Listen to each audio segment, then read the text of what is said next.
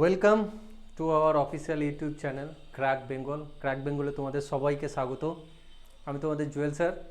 আজকে কেমিস্ট্রির বা রসায়নবিদ্যা যে আছে আমাদের সায়েন্সের, সেই রসায়নবিদ্যার একটা চ্যাপ্টার নিয়ে চলে এসেছি। সেটা হচ্ছে ম্যাটার অ্যান্ড ইটস স্টেটস, মানে পদার্থ, বাংলায় যদি বলি পদার্থ এবং পদার্থের বিভিন্ন অবস্থা। ঠিক আছে, বিভিন্ন অবস্থা সেই পদার্থ নিয়ে চলে এসেছি। প্রথম ক্লাস করাচ্ছি রসায়নের আজকে। চলো আজকের ক্লাস শুরু করে দেবো। সেটা হচ্ছে যে পদার্থ এবং পদার্থের অবস্থা। ঠিক আছে, চলো শুরু করা যাক। চলো তাহলে প্রথম কোশ্চেনে আজকে যাওয়া যাক। প্রথম কোশ্চেন না, চলো কোশ্চেনের আগে একটু বুঝাই যে জিনিসটা আসলে কি। দেখো তোমাদের স্ক্রিনে খুব সুন্দর করে চলে এসছে, হ্যাঁ, একবারে গ্রাফিক্সের মাধ্যমে। যে কি না, ধরো জল H2O, যার রাসায়নিক সংকেত, যে হাইড্রোজেন এবং অক্সিজেনের সম্বন্ধে গঠিত একটি যৌগ, এবং হাইড্রোজেনের দুটো পরমাণু, অক্সিজেনের একটা পরমাণু সম্বন্ধে গঠিত। তাহলে এই যে জল, জল আমরা সাধারণত বলে স্যার জল মানে কি, জল না হচ্ছে ওই যেটা বেরোচ্ছে আমরা খাচ্ছি, তাই তো? তাহলে সেটা তার একটা স্টেটস বা অবস্থা আছে। কি অবস্থায় আছে জলটা? আমরা সাধারণ যে জলগুলো দেখি, জলটা হচ্ছে লিকুইড অবস্থায় আছে, বা তরল, যদি বাংলায় বলি তরল অবস্থায় আছে। এই যে তোমরা স্ক্রিনে দেখতে পাচ্ছ, দেখো এই যে একটা বিকার দেখানো হয়েছে।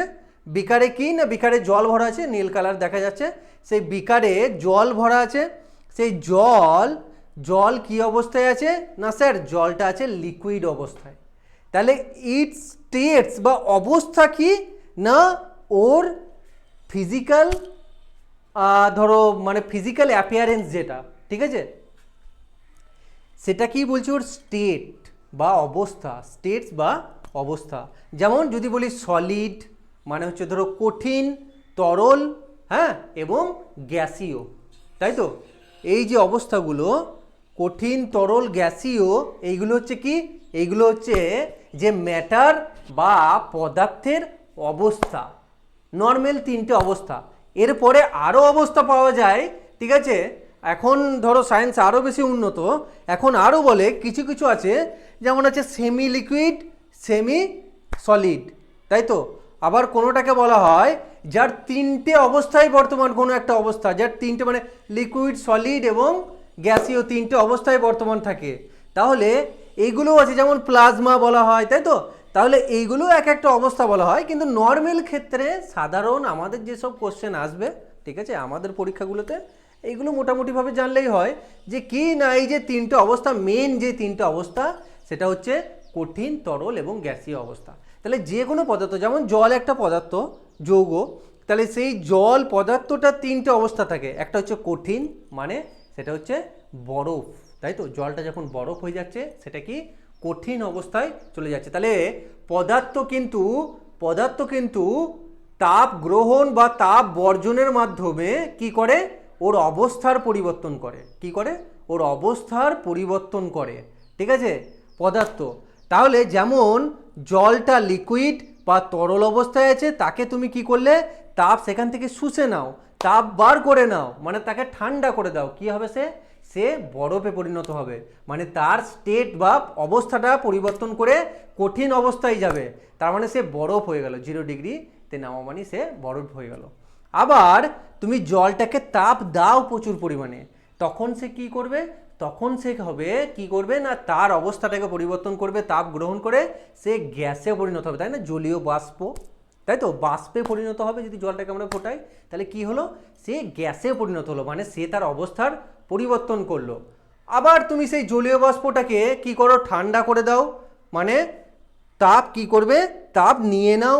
তাপ যদি নিয়ে নাও, ঠান্ডা যদি করে দাও, কি হয়ে যাবে, জলীয় বাষ্পটা কনডেন্স হয়ে যাবে। কনডেন্স হয়ে যাবে মানে মানে সে আবার জলে পরিণত হবে, মানে ও আবার ওর স্টেটটাকে চেঞ্জ করলো, লিকুইড হয়ে গেল, তাই তো? তাহলে আমরা দেখছি যে কোনো পদার্থ কি করছে না, সে তার অবস্থার পরিবর্তন করতে পারছে তাপ গ্রহণ বা বর্জনের মাধ্যমে, ঠিক আছে। তাহলে এই যে অবস্থার পরিবর্তন, এই অবস্থার পরিবর্তনের সাথে সাথে বস্তুর বা ওই পদার্থটার কিছু ভৌত পরিবর্তন হয়, ঠিক আছে। অবস্থার ভৌত পরিবর্তন ঘটে, বাইরে থেকে দেখলে আমরা জিনিসটাকে চিনতে পারি, তার মানে কি ভৌত পরিবর্তন ঘটেছে, সেটা হচ্ছে পদার্থের অবস্থার পরিবর্তন ঘটলে। যেমন যেমন এই যে তিনটে অবস্থা আমরা পেলাম, সাধারণভাবে তিনটে অবস্থা, যে সলিড, লিকুইড এবং গ্যাস, ঠিক আছে, তরল, কঠিন এবং গ্যাস। এই তিনটে অবস্থার কিন্তু নিজস্ব কিছু প্রপার্টিস আছে, ঠিক আছে, যেগুলো দ্বারা আমরা আইডেন্টিফাই করি যে এটা হচ্ছে কঠিন, এটা হচ্ছে তরল, এটা হচ্ছে গ্যাস, ঠিক আছে। তাহলে চলো সেই জিনিসগুলো নিয়ে আমরা বলবো। এখানে যেমন তোমরা ছবিতে দেখতে পাচ্ছ, দেখো এই যে পার্পল কালার যেটা দেখছো, পার্পল কালারের, সেটা হচ্ছে কি সলিড বলেছে, মানে ব্লক আকারে দেখিয়েছে। লিকুইড দেখিয়েছে, দেখো ব্লু কালারের লিকুইড দেখিয়েছে, মানে তরল অবস্থা। আর একটা দেখিয়েছে দেখো গ্যাস, তাই না, হালকা একটু স্কাই কালারের গ্যাস দেখাচ্ছে, ইন্ডিগো কালারের যে গ্যাস, ঠিক আছে। আর একটা দেখিয়েছে দেখো তার পাশে গ্রিন কালারের, সেটা হচ্ছে প্লাজমা, ঠিক আছে। প্লাজমা মানে কি বললাম, যে অবস্থাটা, এটা একটা স্পেশাল কেস অফ অবস্থা, ঠিক আছে, স্পেশাল কেস।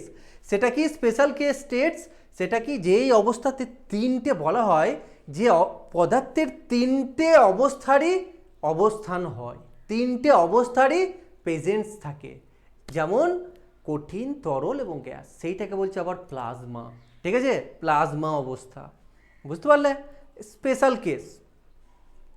চলো তাহলে আমরা এবার আরও যদি ডিটেলিংয়ে বলি যে বিভিন্ন অবস্থা এবং তাদের বৈশিষ্ট্যগুলো, বিভিন্ন অবস্থা এবং তাদের বৈশিষ্ট্য। দেখো বিভিন্ন অবস্থা এবং তাদের বৈশিষ্ট্য, দেখো বিভিন্ন অবস্থা বলতে গেলে যেমন যদি বলি কঠিন বা সলিড, ঠিক আছে, মানে ধরো লোহার একটা টুকরো, সেটা কি একটা সলিড, ঠিক আছে, বা বরফের একটা টুকরো, ঠিক আছে, এটা যদি বরফ হয়, ঠিক আছে, এটা যদি বরফ হয় আইস হয়, এর যে টুকরো, এই টুকরোটার নিজস্ব কিছু প্রপার্টিস বা ধর্ম আছে। আবার তখন যখন সেটা লিকুইড হয়ে গেল, ধরো যখন সেটা লিকুইড হয়ে গেল, জল হয়ে গেল, ঠিক আছে, যখন সেটা জল হয়ে গেল তার একটা আলাদা প্রপার্টি আছে। আবার যখন গ্যাস হয়ে গেল, ঠিক আছে, যখন গ্যাস হয়ে গেল জলটা, তার একটা নিজস্ব প্রপার্টিস আছে। সেগুলো কি, দেখো কঠিন হচ্ছে কি, কঠিন ধরো এক টুকরো বরফ আমরা চোখে দেখতে পাচ্ছি, আচ্ছা বরফটাকে তুমি একটা বালতিতে রেখেছো, ঠিক আছে, চৌকো করে কাটা বরফ বালতিতে রেখেছো। বালতি মানে কি, ধরো অনেকটা চোঙাকৃতি, চোঙের মতো ধরুন, তাহলে ওই বরফ চৌকো পরিবর্তন কি হবে, চৌকো বরফটা কি চোঙের মতো হয়ে যাবে, হবে না। তুমি ওর জায়গায় শঙ্কুর ভেতরে ভরে দাও বরফটাকে, বরফটা কি শঙ্কুর মতো দেখতে হবে, হবে না। তাহলে এর থেকে আমরা কি বুঝতে পারলাম, কিন্তু লিকুইড কোনো জিনিস মানে জল, ঠিক আছে, বরফেরই ধরো লিকুইড ফর্ম জল, জলকে তুমি শঙ্কুতে ভরো,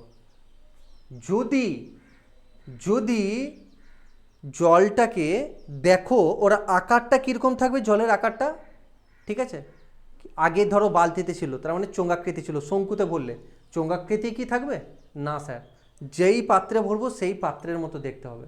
তার মানে কি, তাহলে লিকুইডের কি করছে, লিকুইড যেখানে ভরছি তার আকার গ্রহণ করছে। এবার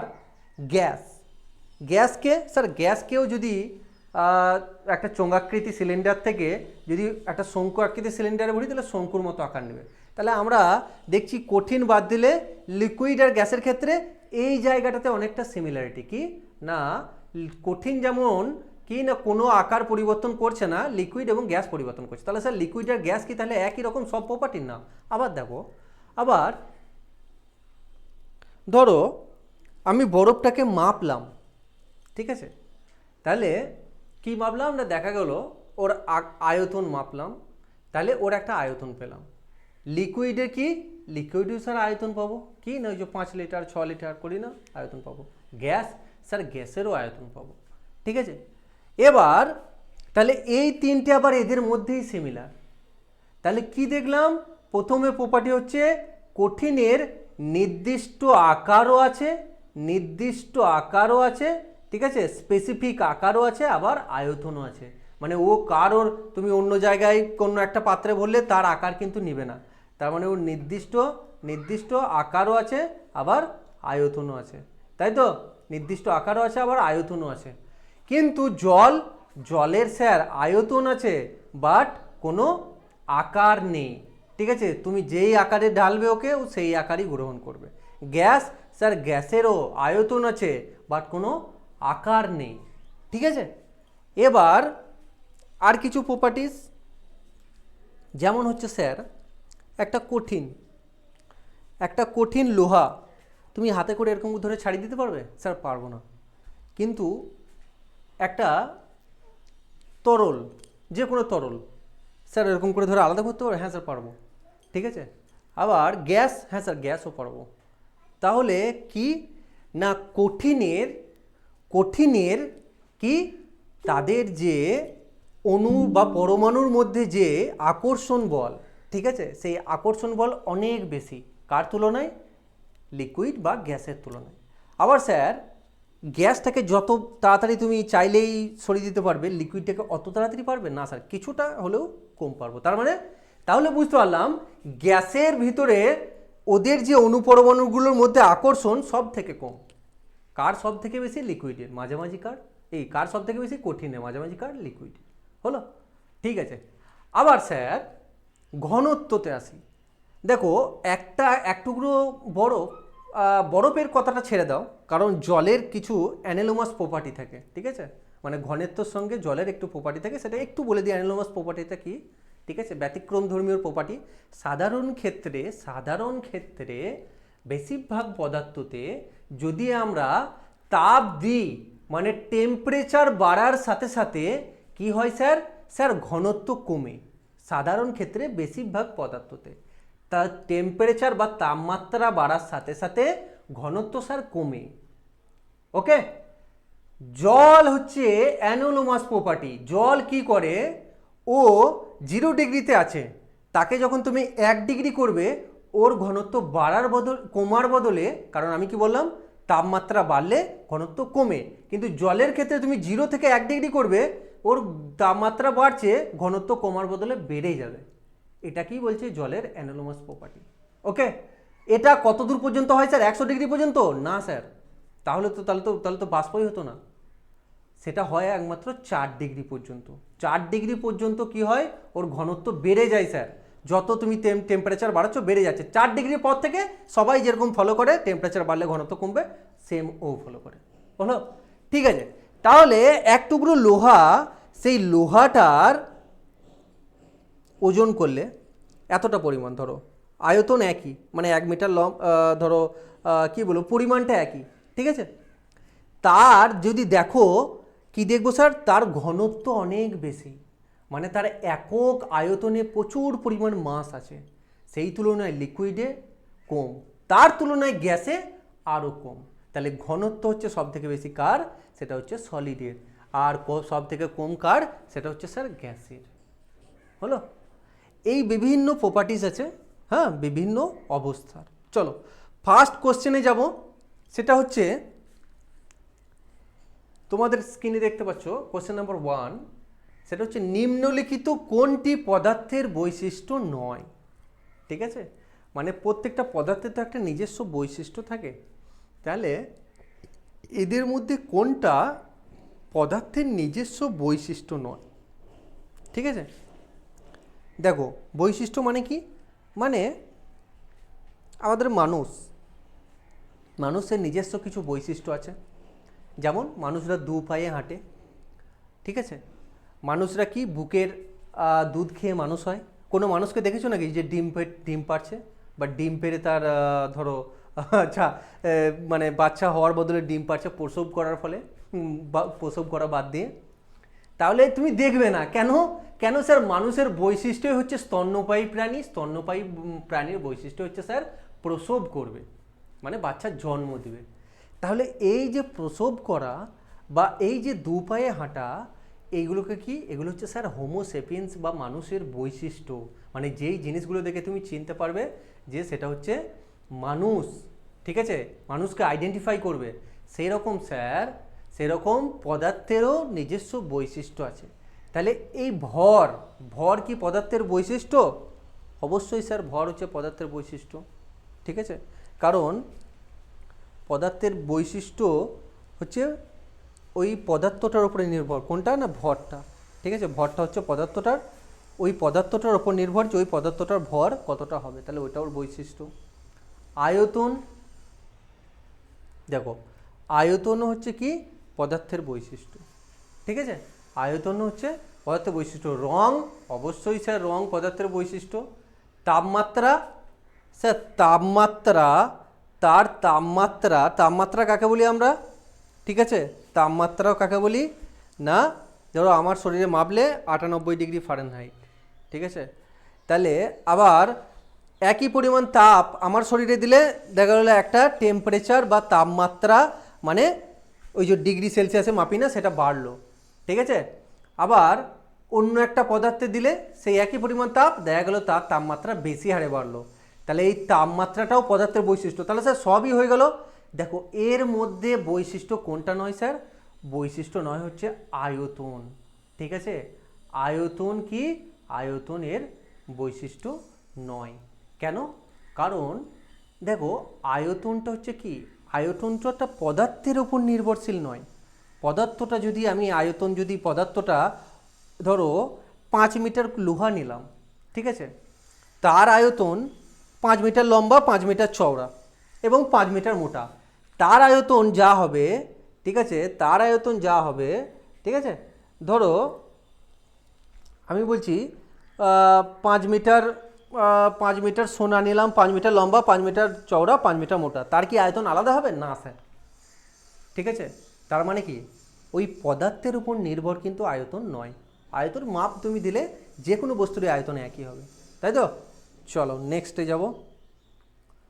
কোশ্চেন নাম্বার 2, পদার্থের কোন অবস্থা একটি নির্দিষ্ট আকার ও নির্দিষ্ট আয়তন দ্বারা চিহ্নিত করা হয়। একটু আগে বোঝানোর সময় বললাম যে স্যার পদার্থের আকার এবং আয়তন কার আছে পদার্থের স্টেটের মধ্যে, ঠিক আছে, সেটা কঠিন, তরল, গ্যাস না প্লাজমা, বলো তোমরা কোশ্চেনটা অ্যান্সার করার চেষ্টা করো, 1 মিনিট দিচ্ছি তোমাদেরকে। দেখো পদার্থের নির্দিষ্ট আকার মানে তুমি যেই পাত্রেই ঢালো ও আকার নেবে না, কে, যদি পদার্থটা কঠিন হয়, আর আয়তন তো আছে, তাহলে কি হবে, অপশন নাম্বার এ, কঠিনের নির্দিষ্ট আকার এবং নির্দিষ্ট আয়তন আছে। ওকে, চলো কোশ্চেন নাম্বার 3, সেটা হচ্ছে কি না, নিম্নলিখিত কোন অবস্থায় পদার্থের সবচেয়ে বেশি গতিশক্তি থাকে। দেখো গতিশক্তি কি না, কাইনেটিক এনার্জি, তাই তো, কাইনেটিক এনার্জি, সেটা কি না, ধরো এই পেনটা কি না সলিড, সে কি ধরো চুপচাপ আছে, স্থির আছে, তার মানে কি এর ভিতরে স্থিতিশক্তি আছে, স্থির আছে মানে স্থিতিশক্তি আছে, যেটাকে আমরা বলি কি বলি না স্থিতিশক্তি বা পোটেনশিয়াল এনার্জি, ঠিক আছে, তাহলে সেই স্থিতিশক্তি আছে, কিন্তু এটা যখন আমার সময়ের সাপেক্ষে গতি মানে স্থান পরিবর্তন করবে মানে গতিশীল হবে, তখন সেটা কি স্থিতিশক্তিটা কি হবে, গতিশক্তিতে রূপান্তরিত হবে, তাহলে সেটাই হচ্ছে গতিশক্তি।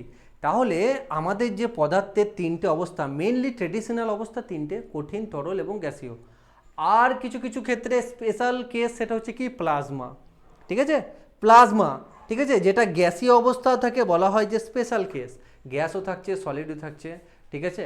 তাহলে এই যে আমরা এখনকার মডার্ন সায়েন্স অনুযায়ী, আগে আমরা ট্র্যাডিশনাল সায়েন্সে জানতাম যে গ্যাসীয় অবস্থায় পদার্থের গতিশক্তি সবচেয়ে বেশি থাকে, মানে ওরা খুবই ঝগড়ুটে আর কি, ঠিক আছে, চুপচাপ শান্তিভাবে থাকতে পারে না। গ্যাসের যদি রাখো, গ্যাসের অণুগুলো কি করে, সব সময় ছোটাছুটি করে এবং একে অপরের সঙ্গে ঠুকাঠুকি করে, ঠিক আছে, সব সময় ঝগড়া মারামারি, হ্যাঁ। তো এখনকার মডার্ন সায়েন্স অনুযায়ী বলছে প্লাজমা অবস্থায় সবচেয়ে বেশি গতিশক্তি থাকে, কার না পদার্থের প্লাজমা অবস্থায় পদার্থের অণু পরমাণুগুলির সব থেকে বেশি গতিশক্তি থাকে, ঠিক আছে, তার মানে ওরা সব সময় ছোটাছুটি করে।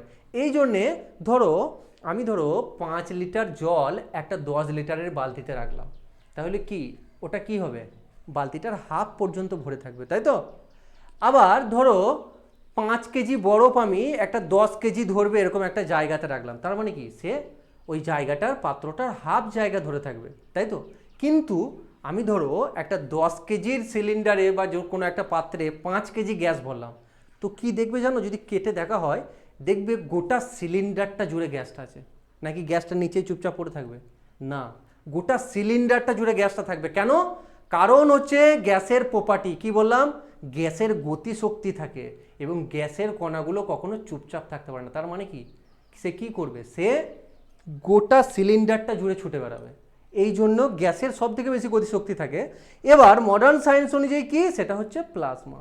প্লাজমা সব থেকে বেশি গতিশক্তি থাকে। চলো নেক্সট কোশ্চেনে যাব। সেটা হচ্ছে কি, কঠিন অবস্থা থেকে তরল অবস্থায় পরিবর্তন হওয়ার প্রক্রিয়াটিকে কি বলা হয়? দেখো, বরফ আছে, বরফটাকে কি হয়ে গেল না, তাপ দিলাম, জল হয়ে গেল। ঠিক আছে, তাহলে পদার্থ কি, পদার্থ তাপ গ্রহণ বা বর্জনের মাধ্যমে তার অবস্থার পরিবর্তন করে। ঠিক আছে, তার ফলে তার ভৌত পরিবর্তন ঘটে। ঠিক আছে, তাহলে ধরো বরফটাকে তাপ দিয়ে গলিয়ে দিলাম, মানে লিকুইড হয়ে গেল, জল হয়ে গেল। তাহলে এই যে অবস্থার পরিবর্তন হলো, এটাকে কি বলবো স্যার? এটাকে বলা হয় গলন। ঠিক আছে, এটাকে কি বলা হয়? এটাকে বলা হয় গলন। ওকে, তাহলে এখানে কোন অ্যান্সারটা হবে? সেটা হবে সঠিক অ্যান্সার গলন। ওকে, চলো নেক্সট কোশ্চেন হচ্ছে, নিম্নলিখিত কোন প্রক্রিয়ায় সরাসরি গ্যাসীয় অবস্থা থেকে কঠিন অবস্থায় পরিবর্তন হয়? দেখো, নর্মাল ক্ষেত্রে কি হচ্ছে, নর্মাল ক্ষেত্রে স্যার কঠিন থেকে তরল হচ্ছে, তরল থেকে গ্যাস হচ্ছে। ঠিক আছে, তাপ কি হচ্ছে, পরিবর্তন, তাপ গ্রহণ বা বর্জনের মধ্য দিয়ে। এবার কোন প্রক্রিয়াটাতে, মানে যেই প্রক্রিয়াটার মাধ্যমে গ্যাস থেকে আবার কি হয়ে যাচ্ছে, ডাইরেক্ট সলিড হয়ে যাচ্ছে। কারণ আমরা কি জানি, আমরা সাধারণ ক্ষেত্রে জানি স্যার, ধরো বরফকে তাপ দিলে কি হবে, সে লিকুইড হলো, লিকুইডকে তাপ দিলে সে কি হবে, সে স্যার গ্যাস হয়ে যাবে, জলীয় বাষ্প হয়ে যাবে। আবার জলীয় বাষ্পটাকে স্যার যদি তাপ কেড়ে নিই, সে আবার লিকুইড হবে, লিকুইডকে আবার তাপ কেড়ে নিলাম, স্যার আবার সলিড হয়ে যাবে। কিন্তু এই পরিবর্তন কিছু কিছু পদার্থ কি করছে, বা এই পদ্ধতিটার মাধ্যমে ডাইরেক্ট জলীয় বাষ্প থেকে আবার বরফ হয়ে যাচ্ছে। কার মাধ্যমে? সেই পদ্ধতিটার নাম কি বলে? অপশন নাম্বার এ সংরক্ষণ, option number B sublimation, option number C deposition, নাকি অপশন নাম্বার ডি বাষ্পীভবন। কি বলা হয় বলো? দেখো, যখন যখন সলিড থেকে লিকুইড হচ্ছে তখন আমরা বলছি গলন। ঠিক আছে, আবার যখন লিকুইড থেকে গ্যাস হচ্ছে তখন কি বলছি আমরা? বাষ্পীভবন। হ্যাঁ, বাষ্পতে পরিণত হচ্ছে। কিন্তু স্যার এখানে সেটা বলেনি, এখানে বলছে ডাইরেক্ট সলিড থেকে গ্যাসে পরিণত হবে। এই ডাইরেক্ট গ্যাস থেকে সলিডে পরিণত হবে, সেটাও যদিও একটা ইম্পর্টেন্ট পদ্ধতি, ডাইরেক্ট সলিড থেকে গ্যাসে পরিণত হওয়া। ঠিক আছে, আমরা সবাই জানি কি না, যদি কর্পূর বা ন্যাপথলিন রেখে দিই কী হয়, উবে যায়, তাই না? ও দেখবে না যে ভিজে গিয়েছে বা গলে গিয়েছে, কি হবে, ডাইরেক্ট গ্যাস হয়ে যাবে। সেটাও একটা খুবই বিখ্যাত এবং খুবই পপুলার একটা পদ্ধতি, হ্যাঁ, পরীক্ষায় পড়ার মতো। তাহলে এখানকার মধ্যে কোনটা হবে স্যার, ডাইরেক্ট গ্যাস থেকে ডাইরেক্ট সলিডে? সেটা হচ্ছে অপশন নাম্বার কি না, অপশন নাম্বার সি, সেটাকে কি বলা হয়, ডিপোজিশন। ঠিক আছে, চলো নেক্সট কোশ্চেনে যাব। কোশ্চেন নাম্বার 6, নিম্নলিখিত কোনটি একটি শারীরিক পরিবর্তনের উদাহরণ? দেখো, পরিবর্তন দু রকম হতে পারে, রাসায়নিক পরিবর্তন আর শারীরিক বা ভৌত পরিবর্তন। ঠিক আছে, physical transformation and chemical transformation. তো ধরো বরফ থেকে জল হলো। আচ্ছা, তোমাকে যদি বলি বরফের কেমিক্যাল সংকেত কি, স্যার সেটাও বেরোবে H2O। আর জলের কেমিক্যাল সংকেত কি, স্যার সেটাও বেরোবে H2O। তার মানে কি এর ভেতরে কিছু পরিবর্তন হয়নি, কোথায় হয়েছে স্যার? এর বাহ্যিক পরিবর্তন, যেটাকে বলা হয় ভৌত বা ফিজিক্যাল ট্রান্সফরমেশন বা শারীরিক পরিবর্তন। বাইরের শরীরের পরিবর্তন হয়েছে, ভিতরের ইনার পার্টের কোনো পরিবর্তন হয়নি। ঠিক আছে, বুঝতে পেরেছ? মানে একজন খুব বদমাইশ, সে মন থেকে কি আছে না, বদমাইশই আছে, সে জাস্ট ঢং করছে, অ্যাক্টিং করছে যে আমি খুব ভালো হয়ে গেছি, পরিবর্তন হয়ে গেছি। ঠিক আছে, তার মানে কি তার শারীরিক মনের পরিবর্তন ঘটেনি, তার যা বাহ্যিক চালচলনটা পরিবর্তন হয়ে গেছে, সে অ্যাক্টিং করছে। সেই রকম এখানে একটা বিভিন্ন উদাহরণ দিয়েছি, যেমন লোহায় জং ধরা, কাগজ পোড়ানো, বরফের গলন, খাদ্য হজম। এই চারটের মধ্যে কোনটা স্যার শারীরিক পরিবর্তন, মানে যার কোনো ভেতর থেকে অণুপরমাণুর পরিবর্তন হয় না বা যার রাসায়নিক কোনো পরিবর্তন হয় না? স্যার লোহায় জং ধরলো, লোহায় মরিচা ধরলো, তার মানে কি, মানে জল, এই যে ধরো লোহা আছে, এফি আছে, এপির সঙ্গে কি করলো স্যার, এপির সঙ্গে জলটা আর অক্সিজেনটা কেমিক্যাল রিয়াকশন করলো, তার মানে কি এটা একটা রাসায়নিক পরিবর্তন, তাই ভঙ্গুর হয়ে যায় লোহা। ঠিক আছে, তাহলে সে কি করলো, এফি থ্রি কি করলো, এফি3 গঠন করলো, এফি3 আই থিঙ্ক এফি3 10H2O অর XH2O সামথিং এরকম তৈরি করলো। ঠিক আছে, তাহলে এটা কি হলো, তার রাসায়নিক পরমাণুর পরিবর্তন হয়ে গেল। কাগজ পোড়ালে কি হলো স্যার, কাগজ পোড়ালে শুধু ফিজিক্যাল না, কেমিক্যাল ওর রাসায়নিক অনুপরমাণুরও পরিবর্তন হয়ে গেল। ঠিক আছে, কারণ সেটা কিসে পরিণত হলো, সেটা ছাইয়ে পরিণত হলো। ঠিক আছে, আর খাদ্য হজম, স্যার খাদ্যটা আছে, ধরো খাদ্যটা আছে, খাদ্য কি আছে না স্যার, খাদ্যটা আছে প্রোটিন, সেটা ধরো প্রোটিনটা, সাপোজ প্রোটিন ছেড়ে দাও, আমি একটু আলু খেলাম, আলুতে কি আছে, স্টার্চ আছে, আমার পাকস্থলিতে গেল, আমার মুখে গেল, সেখানে ভাতেতে স্টার্চ আছে, সেটা কি হয়ে গেল স্যার, আমাদের মুখের লালাতে স্যার টায়ালিন আছে, যেটা হচ্ছে একটা উৎসেচক, সেই টায়ালিনটা কি করে দিল স্যার, টায়ালিনটা আমাদের স্টার্চটাকে মল্টোজে পরিণত করে দিল, তার মানে তার রাসায়নিক পরিবর্তন হয়ে গেল, রসায়নটাই পরিবর্তন হয়ে গেল, তার মানে কি খাদ্য হজমও কিন্তু একটা রাসায়নিক পরিবর্তন। স্যার প্রোটিন খেলাম, অ্যামাইনো অ্যাসিড হয়ে গেল, স্যার ফ্যাট খেলাম, ফ্যাটি অ্যাসিড আর গ্লিসারল হয়ে গেল, স্যার স্টার্চ খেলাম, মল্টোজ থেকে আবার পরবর্তীকালে গ্লুকোজে পরিণত হয়ে গেল। তাহলে আমরা কি গ্লুকোজ কি C6, তাই তো C6H12O6 আই থিঙ্ক। ঠিক আছে, তাহলে এটা কি, এটা এক স্টার্চের সঙ্গে না স্যার, কখনোই নয়। ঠিক আছে, তাহলে রাসায়নিক পরিবর্তন হয়ে গেল। তাহলে এখানে কি পড়তে হলো, বরফের গলন, দেখো বরফ থেকে জল হলো, বরফ থেকে জল হলে ওর কি স্যার, বরফের রাসায়নিক সংকেত H2O, জলেরও রাসায়নিক সংকেত H2O, মানে কেমিক্যাল কোনো পরিবর্তন হলো না, এটা জাস্ট বাহ্যিক পরিবর্তন। তাহলে অ্যান্সার কী হবে, এটা হবে অপশান নাম্বার সি। চলো নেক্সট কোশ্চেনে যাব, কোশ্চেন নাম্বার 7, সেটা হচ্ছে কি, কোন ধরনের পদার্থের কণাগুলি খুব ঘনিষ্ঠভাবে প্যাক করা থাকে। তার মানে কি, তার মানে স্যার এটা ইনডাইরেক্টলি কোশ্চেন করছে কার ঘনত্ব বেশি।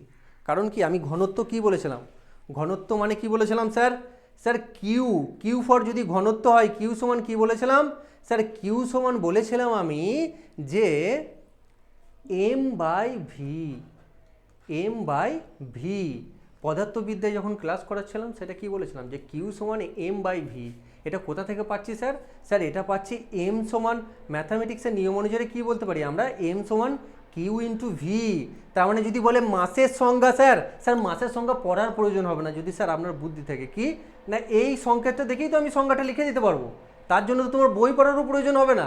স্যার সংজ্ঞা কি হবে, এখানে দেখো, এখানে যদি আমি কিউ এর সংজ্ঞা তোমাকে লিখতে বলি, তুমি কি পারবে না? হ্যাঁ স্যার পারবো, শিখে গেলেই পারবো। দেখো কিউ সমান কি m/v, তার মানে আমি বলতে পারি না স্যার একক পরিমাণ আয়তনে যে পরিমাণ জড়বস্তু অবস্থান করছে সেটাই হচ্ছে ওর ডেনসিটি, তাই তো? স্যার এখান থেকে কি আমি বলতে পারি না মাস কি, স্যার মাস হচ্ছে কি না ঘনত্ব এবং কি না ভলিউম বা আয়তন, তাই তো? আয়তন এবং ঘনত্বের গুণফল। ঠিক আছে, তার মানে যতটা আয়তন, সেখানে একক আয়তনে যতটা পরিমাণ জড়বস্তু ইনটু আয়তন, মানে টোটাল আয়তনটাতে অত দিয়ে গুণ করে দিলেই আমি মাস পেয়ে যাব। সেই রকম স্যার, তাহলে আমি স্যার এখানে যে বলছি কোন ধরনের পদার্থের কণাগুলি খুব ঘনিষ্ঠভাবে প্যাক করা থাকে, মানে কাছাকাছি থাকে আর কি, তাহলে যার ডেনসিটি বেশি তারই কাছাকাছি থাকে, তার একক আয়তনে বেশি পরিমাণ থাকবে জড়বস্তু। তাহলে কার ডেনসিটি বেশি স্যার, কঠিনের ডেনসিটি বেশি। কারণ কি, কঠিনের ডেনসিটি বেশি, তাই কঠিনের কণাগুলিও কাছাকাছি প্যাক করা থাকে। কিন্তু কি বলেছিলাম আমি, এক টুকরো লোহাকে তুমি চাইলে এইভাবে আলাদা করে দিতে পারবে? পারবো না স্যার, কারণ আমি হাত ঢোকাতেই পারবো না, কারণ তার কণাগুলো খুবই কাছাকাছি আছে, ফাঁকি নেই, ডেনসিটি বেশি। কিন্তু লিকুইডে হ্যাঁ পারবো, তার তুলনায় গ্যাসে আরও সহজে পারবো। তাহলে কার ডেনসিটি সব থেকে বেশি? কঠিন। মাঝামাঝি কে? লিকুইড। সব থেকে কম কে? গ্যাস। চলো নেক্সট কোশ্চেন যাবো। নেক্সট কোশ্চেন হচ্ছে কোশ্চেন নাম্বার 8, পদার্থ যে পরিমাণ স্থান দখল করে তা বর্ণনা করতে কোন শব্দটি ব্যবহার করা হয়? তাহলে দেখো একটু আগে, জাস্ট আগের কোশ্চেনে বললাম যে আমরা কি বলতে পারি, বলছে পদার্থ যে পরিমাণ, মানে এটা একটা সংজ্ঞা বলে দিয়েছে, পদার্থ যে পরিমাণ স্থান দখল করে থাকে তা বর্ণনা করতে কোন শব্দটি ব্যবহার করা হয়। দেখো আমরা কি জানি, আমরা জানি মাস বা ভর এম ইজ ইকুয়াল টু কি না, M is equal to Q into V. Q for density আর ভি ফর আয়তন।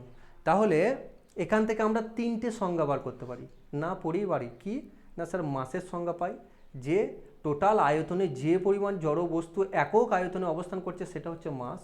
আবার স্যার এটা পাই কিউ সমান কি পাবো স্যার, কিউ সমান পাবো এম বাই ভি।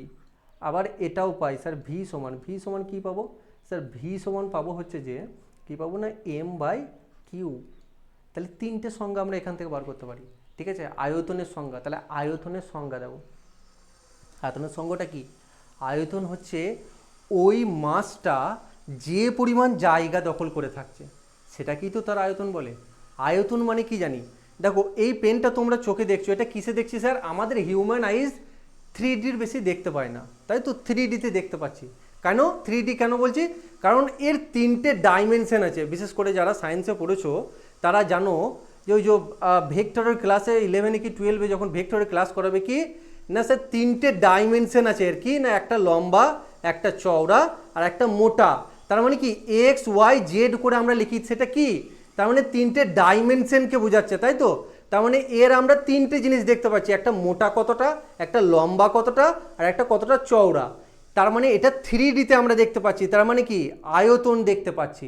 কিন্তু যখন এর ক্ষেত্রফল দেখব তুমি মোটাটা দেখতে পাচ্ছ না, তুমি কি দেখছো, দুটো ডাইমেনশন। তার মানে কি ক্ষেত্রফল সবসময় 2Dতে বোঝানো হয়, ক্ষেত্রফল কখনোই 3Dতে হয় না, কারণ ওর তিনটে ডাইমেনশনই নেই, ওর শুধু দৈর্ঘ্য আর প্রস্থ, তাই তো। তাহলে আর আয়তন মানেই তোমাকে 3Dতে চলে যেতে হবে। তার মানে তোমাকে যদি আমি পরোক্ষে বলি যে 3Dতে কোনো বস্তু আছে, তার মানে সেটা কি বোঝাচ্ছে, তারা আয়তন বোঝাচ্ছে, সে দৈর্ঘ্য প্রস্থ এবং গভীরতা। আর 2D মানে সে ক্ষেত্রফল বোঝাচ্ছে, ওই জন্য ক্ষেত্রফলের একক হচ্ছে বর্গ, স্কোয়ার দিয়ে লিখি না আমরা বর্গ। আয়তনের একক হচ্ছে কিউব। কেন, কারণ তিনটে ডাইমেনশনের এক একটা একক, তাই তাকে বলা হয় কিউব দিয়ে আঁকা হয়, ঠিক আছে, কিউব দিয়ে বলা হয়। তাহলে এই যে আয়তন, সেটা তার জায়গা দখলের ব্যাপারটাকে বোঝাচ্ছে। আর বাকি ভর তো আমরা জানি যে পরিমাণ জড় বস্তু দিয়ে তৈরি, তাই তো।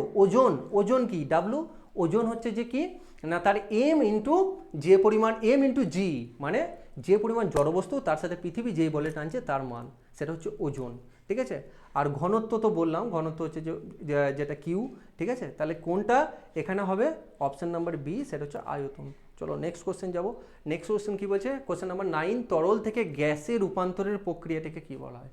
দেখো তরল আছে, জল আছে, জলকে একটু তাপ দিলে কি হয়ে গেলো, জলীয় বাষ্প হয়ে গেল। তাহলে এই যে তরল থেকে গ্যাস হলো, এই গ্যাসের রূপান্তরটাকে কি বলা হচ্ছে, ফুটানো মানে স্ফুটন, বাষ্পীভবন, সংরক্ষণ নাকি সাবলিমেশন। দেখো